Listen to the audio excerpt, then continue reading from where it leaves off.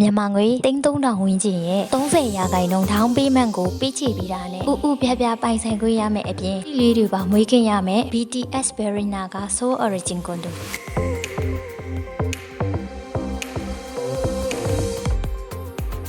developer company တခုဖြစ်တဲ့ Origin Development ကဆောက်လုပ်ထားတဲ့ Soul Origin Sukhumvit 105 Condo ကဆိုရင်လက်ရှိမှာအရန်နာမည်ကြီးနေပြီးတော့ထိုင်းနိုင်ငံဘန်ကောက်မြို့ရဲ့ prime location မှာတည်ရှိနေတဲ့အပြင်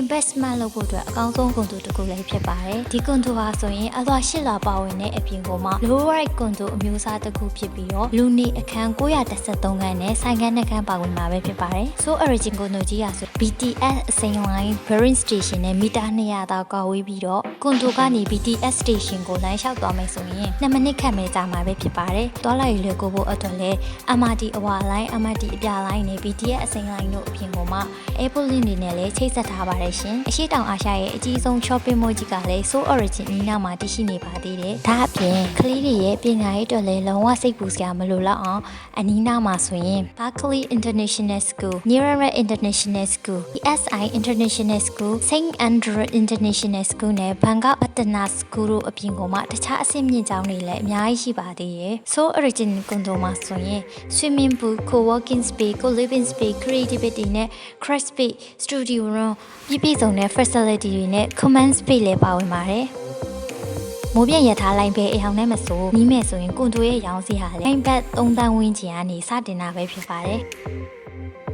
payment plan အနေနဲ့ကတော့2 point ဖြစ်တဲ့အလျောက် booking fee ဘတ်3သိန်းရဲ့ down payment 30ရာခိုင်နှုန်းကို15ရက်အတွင်းပေးချေပြီးတာနဲ့ final payment 80ရာခိုင်နှုန်းကိုတော့2028 second quarter အထိဖြစ်ပါတယ်။ပထမဆုံးအခန်း50ဝယ်ယူသူတွေအတွက်ပဲ furniture electrical appliance တွေကို free ပေးတာဆိုတော့နောက်မကြခင်ကိုကအရင်ဦးထားဖို့လိုတယ်နော်။ဘန်ကောက်မှာရှိတဲ့ကွန်ဒိုမီနီယံတွေကိုစိတ်ဝင်စားတယ်ဆိုရင် A1 Dream Bangkok Company Limited ကိုဆက်သွယ်ပြီးတော့ချိတ်ဆက်ဝယ်ယူနိုင်ပါတယ်ရှင်။